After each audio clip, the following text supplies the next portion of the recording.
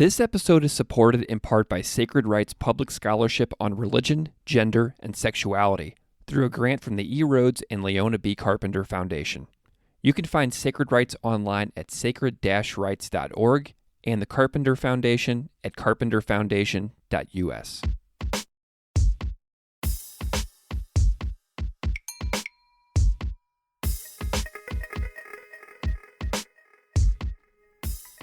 You are listening to Classical Ideas. This is Greg Soden. On this episode, I am delighted to welcome L.J. Williams. L.J. Williams is a queer African and Jewish ritualist and writer pursuing an MDiv from Starr King School for the ministry with a certificate in Entheogenic Justice Companioning. They are a longtime Black Lives of Unitarian Universalism community member and served as a coordinator of a Chicago BLUUHaven. They were a worship learning fellow at the Church of Larger Fellowship and received a BA from the University of Illinois in Global Studies and Environmental Sustainability. LJ currently serves as board president of Young Adult Revival Network, and she is interested in the intersections of land, religion, and revolutionary movements, embodied ritual, and queer bodies. LJ loves arts, science fiction, and her family, and on this episode we mostly discuss her academic path, Blue, and the new collection of poems titled Resting Beside Living Waters. Please enjoy my conversation with LJ Williams.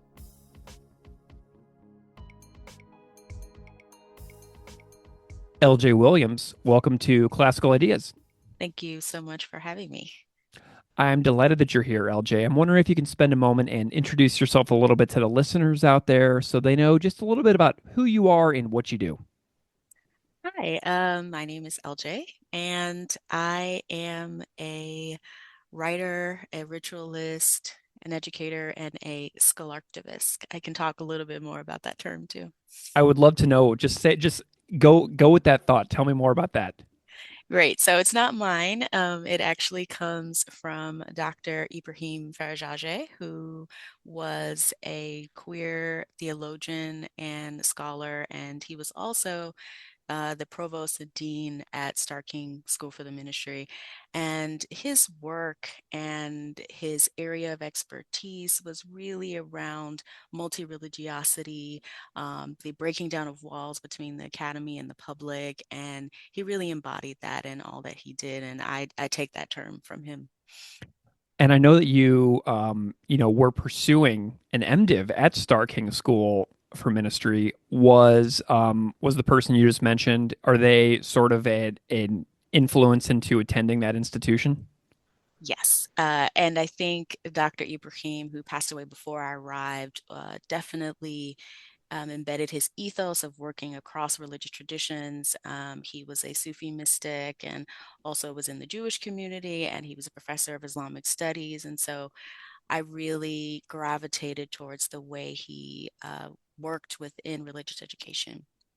Very cool. I may have to hit you up via email for a reading from Dr. Ibrahim because I've never, looked into any of his work before. So that's actually a new name to me. So I'm delighted to maybe have some new reading for the future.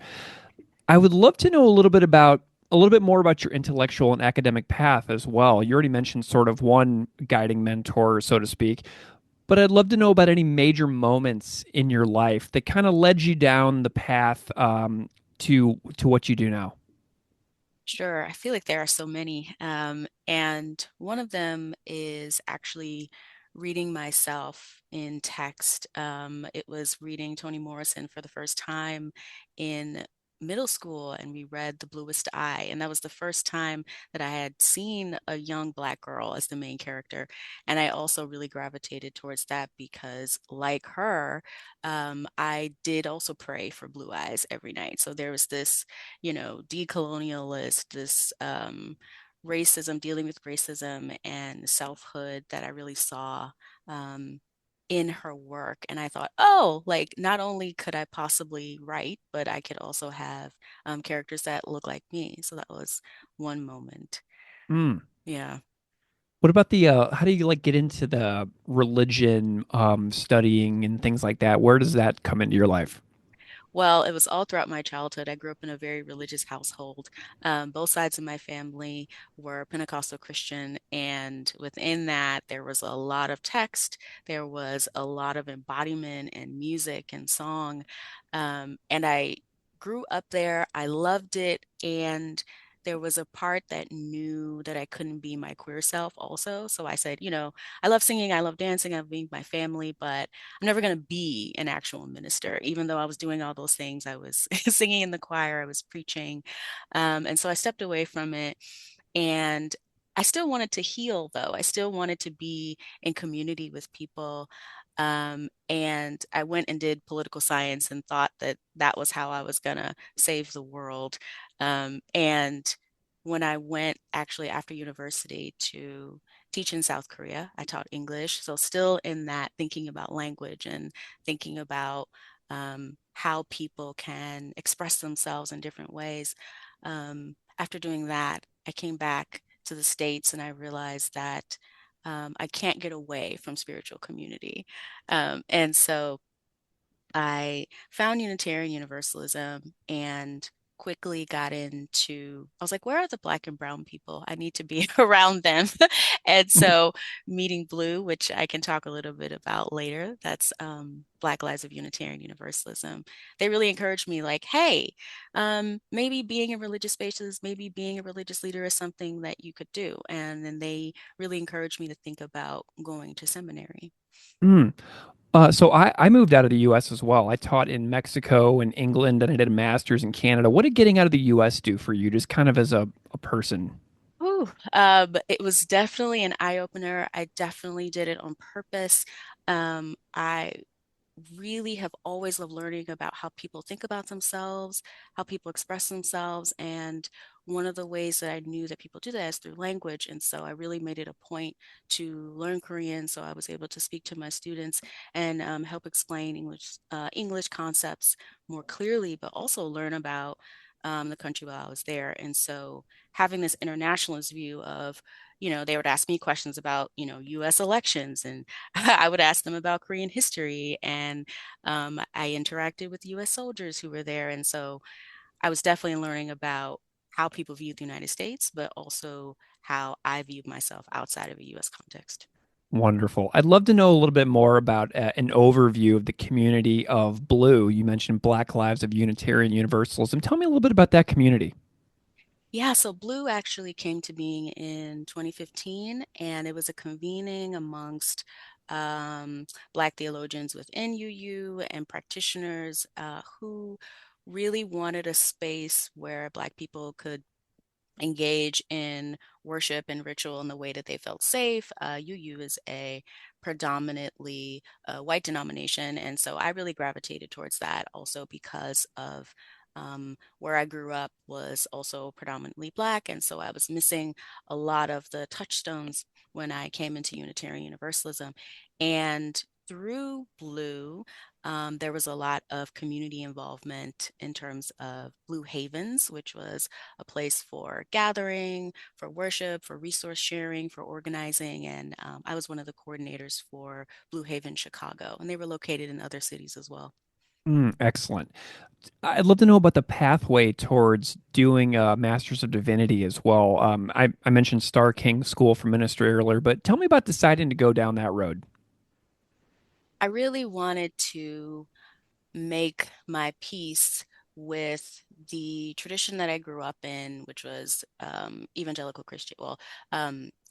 slash Pentecostal Christianity, but also I knew that I was a spiritual person that wanted to speak to the role of religion in the world. I felt that there was a lot of deconstruction around me, meaning that a lot of queer folks, a lot of people who were organizing, had a lot of religious questions, were asking how could they both be spiritual people and organizers?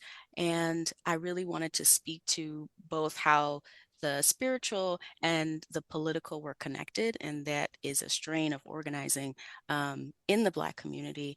And so I really wanted to be able to speak to those worlds. Excellent.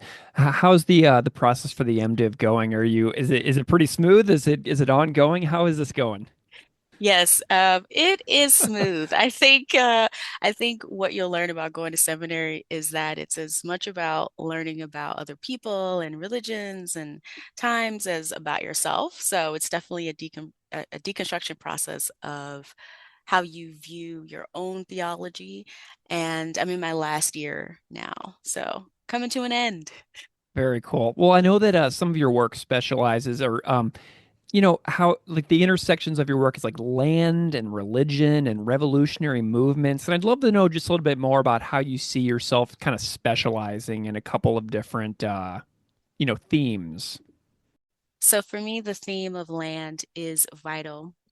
As a organizer, one of the things that we like to talk about first is where are you located? What are the material conditions of the people that you are trying to organize with?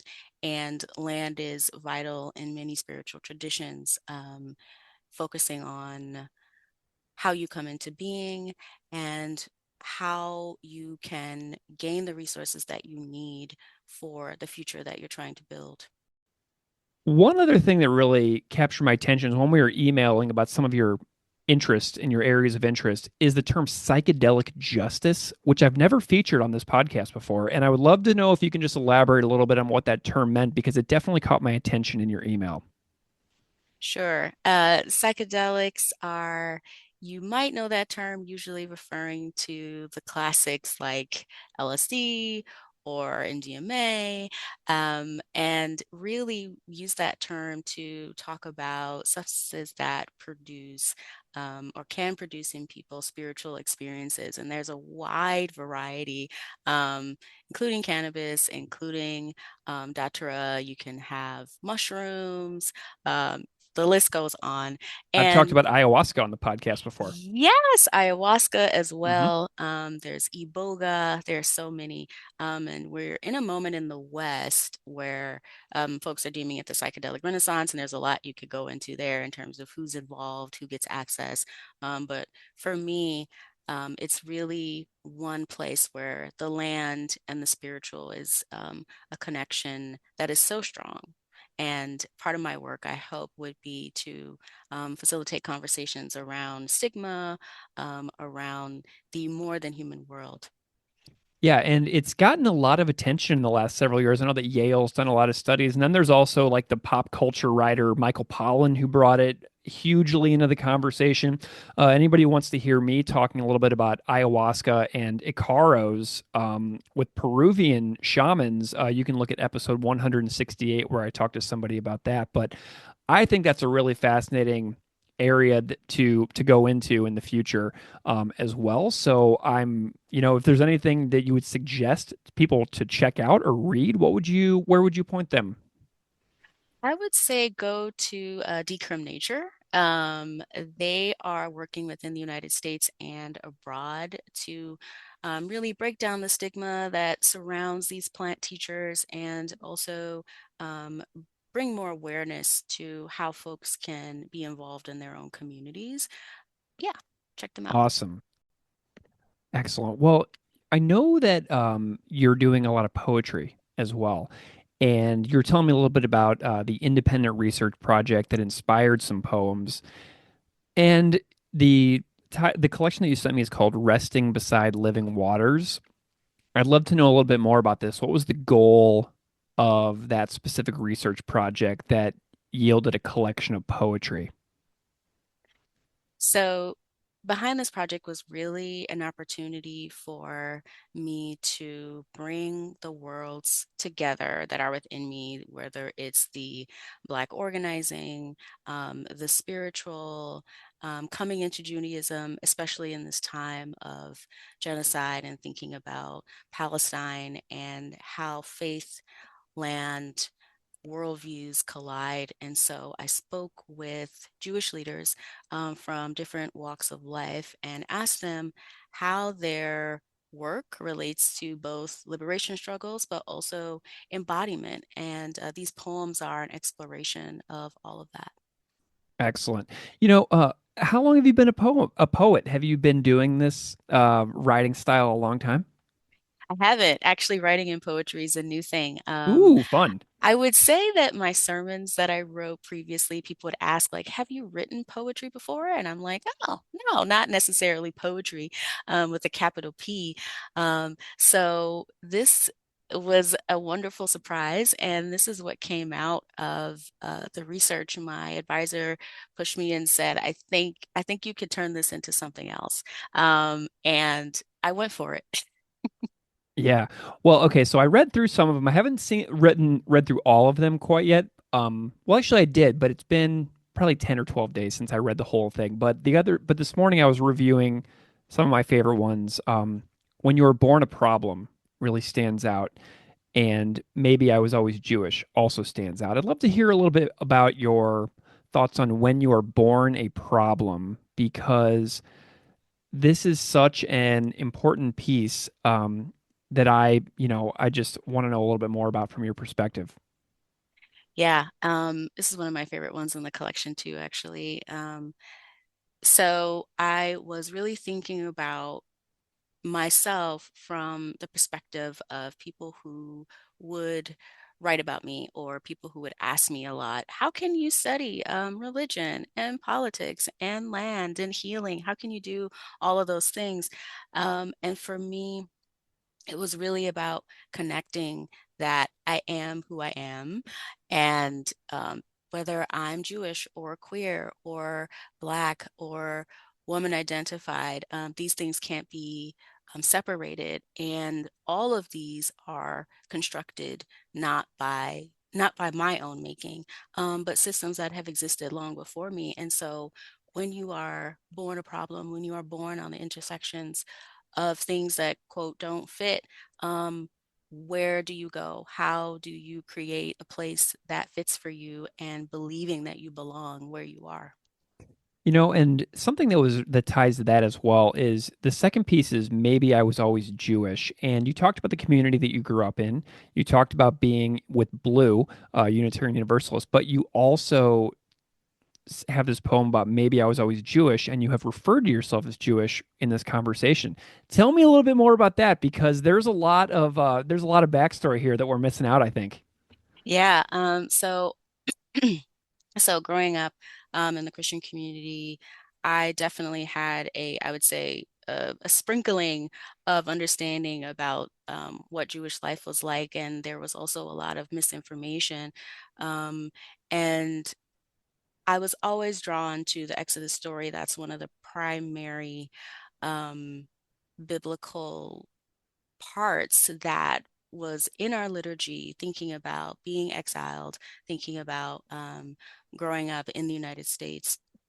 And it wasn't until later, as a part of my studies, I learned a lot more about Islam and Judaism. And then it was really a few years ago, I would say in 2022, that I was reading through some of the morning service, the Shacharit, and I just started weeping, honestly. And I thought, oh, like this way of being really clicks with me. And I looked for I was part of some Palestinian organizing groups, and I looked for some um, yeshivas, some Jewish places that would be open to Palestinian organizing. And I found this wonderful queer yeshiva called Sheomala that I joined, and I've been talking to the rabbis there, and um, really just expanding how to be Jewish in this time when there's this conflation between Zionism and Judaism. And they really also opened up that the Jewish people have always been a multitude of people. And I felt really welcomed. Tell me a little bit more about your some of your activist work, if you're comfortable doing so. I mean, I'd love to know, because I've been reading a lot this year, like Peter Beinert's work and Omar El-Akkad's "Someday Everyone Will Have Always Been Against This Book" is wonderful. Mhm. What have you been reading and doing and thinking about in the last couple of years with what we've seen going on in Gaza? Ah, Yeah, so I'm a member of the Black Alliance for Peace, which is a people-centered human rights project. They are internationalist, they are anti-imperialist, and we've also been sharpening our analysis around the Palestinian struggle. I've been reading a lot. I've been going back to my old reading of Edward Said's I've been checking out 100 Years, the War on Palestine, really kind of placing it um, out of a necessarily religious context, although religion is a huge part of this, but really placing it inside of the colonial struggle, the anti-imperialist struggle, which is a struggle that Black people have also been engaged with, both in the United States and also in Latin America. And so when you can link them, it really changes your analysis of things. Yeah, another one that comes to mind that I've been looking at a lot is Chris Hedges wrote a really good book called The Genocide Foretold. That was really good. And he's got an amazing Substack that he does too, which is so good. But so much stuff out there right now on the past couple of years in Gaza that we've all seen unfold before our very eyes on Hmm. Instagram. You know, Hmm. the on the ground journalists that have been documenting Gaza have been in my feed every single day for the last couple of years, and it is powerful stuff. So I like hearing your interpretation and impressions of what's going on as somebody who is Jewish, who is watching this unfold also, and seeing how everybody can get involved and be opposed to horrible things that are going on in the world. You know. Yes. And that there is a place for you. I think you can think that, it's just protests or only being at certain actions, but that, writing and educating and deconstructing in your communities where you are is vital. Yeah, and just gently talking about it. Like we're talking about it right now, and we're just talking about it, and whoever hears us will hear us saying that we care about it. And I think that that alone can be a difference maker in a lot of ways as well for Hmm. people who aren't like in the streets doing like active protesting. I mean, just thinking about it and talking about it and being comfortable having conversations like that, it matters a lot. Hmm. Great. Like tell me a little bit about. There's another one that I really loved in your poetry collection, the Shavot I Need Now. To me, this one was awesome because I have a 12-year-old and two 12-year-olds actually, and a 9-year-old, and they are kids and they're joyful and they're energetic and they love life and they're doing all these things that kids do. And then you have me, and I'm like in my 40s and I'm like tired and I've like lost this sense of some things that I was like when I was a young child. Everybody goes through that. It's part of aging, it's part of growing up and becoming an adult in the world. So I love this where it's like this revisiting of what you used to be and trying to recapture some of those things in the here and now. Speak a little bit to that because I thought that this was such a fun piece, like looking at the kids and then thinking about myself and then connecting with that in your work.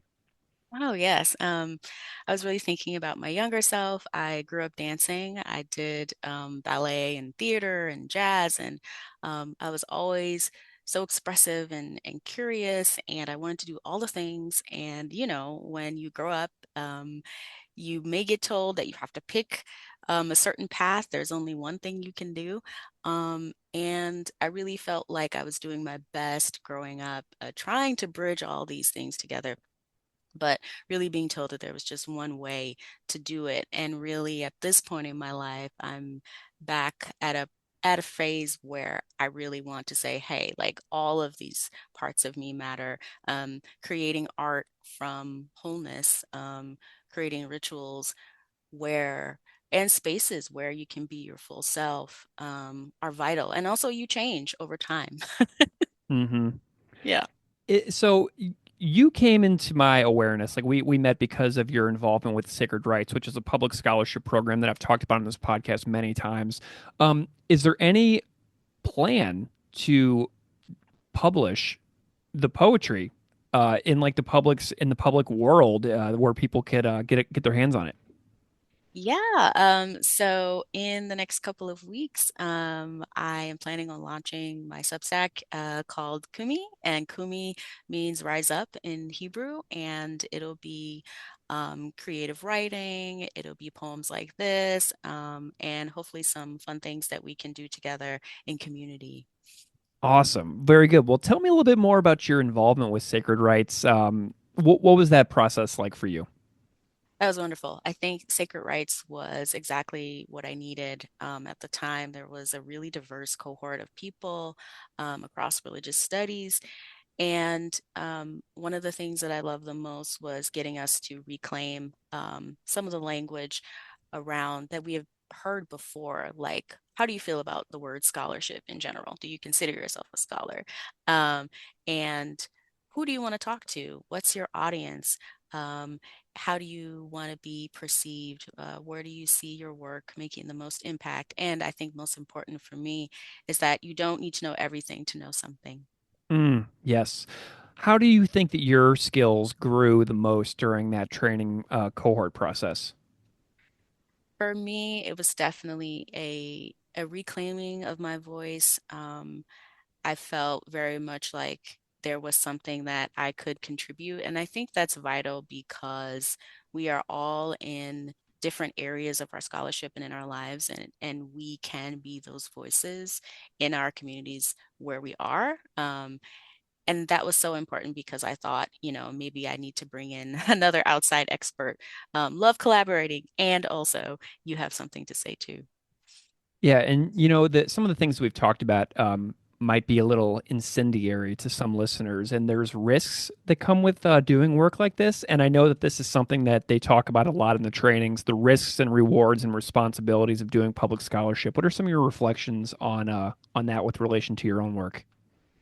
Absolutely. I think I got great advice too. And I also feel like for me, I can't say what I want to say without actually leaning into what feels right. And I felt like I couldn't not talk about what's going on in Gaza, what's going on in Congo, what's going on in Sudan.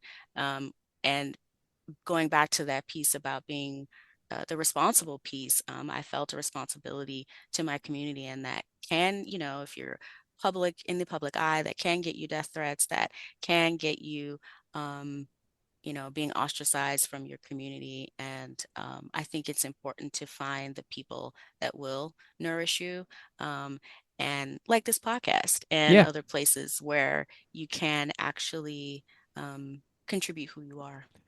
Well, one of the interesting things, I'm glad you brought up Sudan, especially because the whole time that things have been going on in Gaza, they've also been equally going on in Sudan. And so a lot of people's critiques of people who are very focused on protesting about Gaza, they're saying, why are you selectively protesting certain things when you could easily be doing so much about Sudan as well or other places in the world? And so I'm glad that you brought up more because, it's okay to be upset about multiple terrible things that are happening in the world at once? Hmm. Hmm. Back to the multi-religious multiplicity that we talked about before. I think there can only be um, positive effects coming out of being able to hold multiple at once. Yeah. So you mentioned the Substack coming out. Where can people find your work and follow along in the coming months if they want to get in touch and kind of get involved with your Substack writing or some other stuff or just like connect in general? Sure. You can follow me on Instagram at Deep Black Cosmos, and Black is BLK, and you can find out any updates there. Can you say the name of the Instagram one more time? Because there was a little blip in the audio. Deep Black Cosmos, and Black is BLK. Wonderful. LJ Williams, I mean, I have had an absolute blast talking to you. I didn't even know that Blue existed. So it's really cool to hear about Chicago BLUUHaven. And I really enjoyed that aspect of the conversation, especially.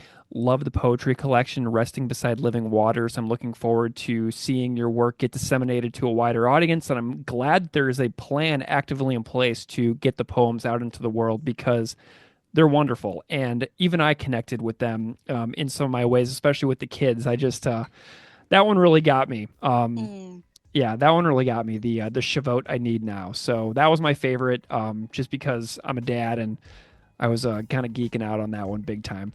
But LJ, thank you so much for joining me to chat about your work and your path with Starr King School for Ministry, Blue, and poetry, and much more. It's been a real pleasure. Thank you so much.